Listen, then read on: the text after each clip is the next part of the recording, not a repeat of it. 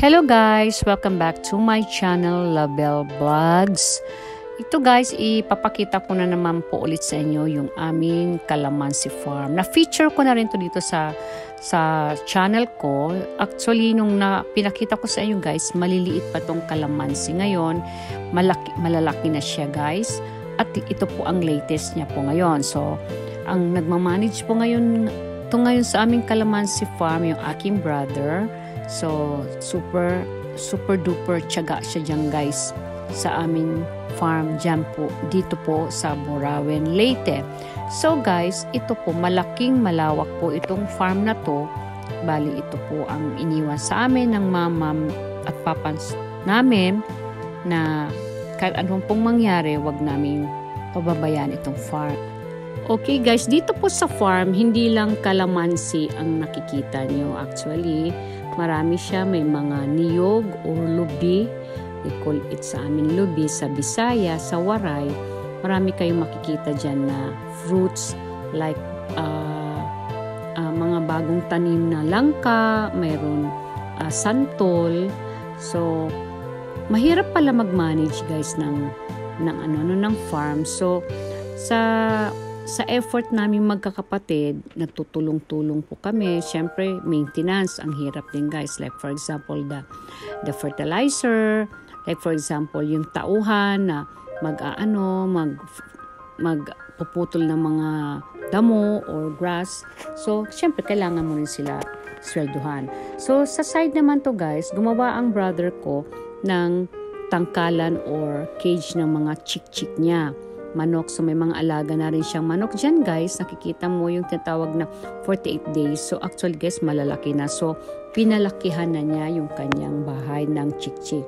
So, ito po, bali ito, guys, ang latest ngayon.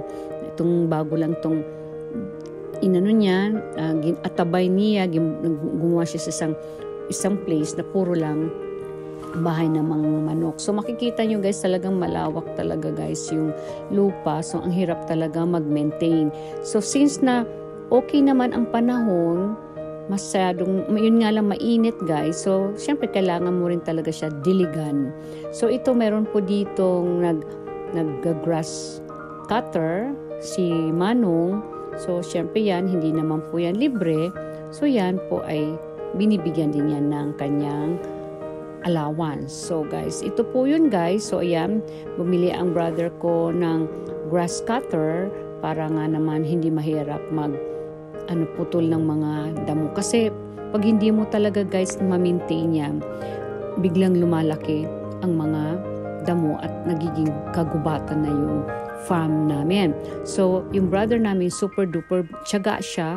At yan guys, naman yan, lemongrass, makikita mo, tanglad ko sa amin.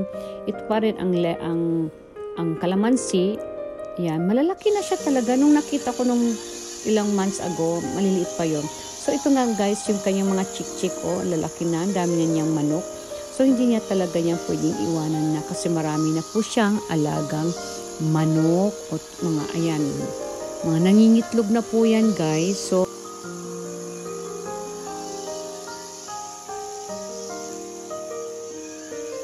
ito naman, another side naman, yung kanyang mga manok din na mga malalaki. Yung yan, nakikita nyo guys, nangingitlog na nga daw. Marami daw itlog.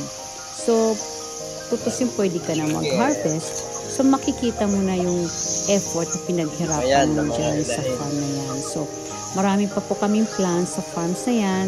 So, slowly lang but surely. So, kami pong magkakapatid, pinag-iisipan namin ano pa bang best. Kasi sarap din talaga may farm, di ba guys?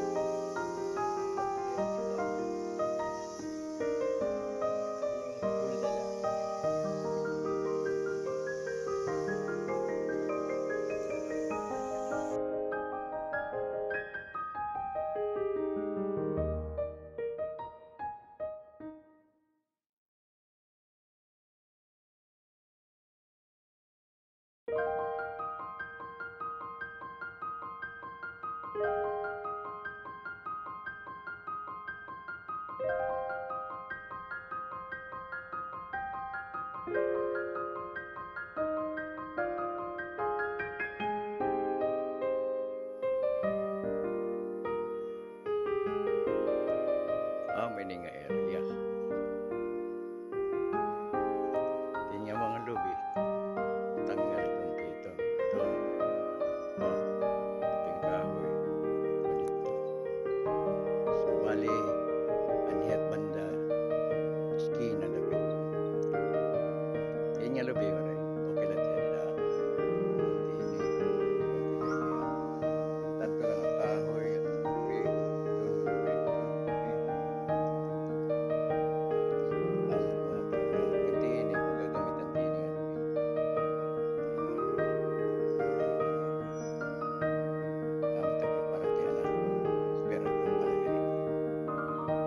Guys, by this time, ito muna yung first and second show ko sa inyo na video about our calamansi farm. So, sa ngayon guys, developing pa po ito. So, from the effort of my brothers and sisters. So, we hope and pray na mapaganda pa namin tong aming calamansi farm at marami pa po kaming plans po dito sa amin farm na to. Siyempre, mahal namin to dahil ito po ang iniwan sa amin ng mama at papa namin.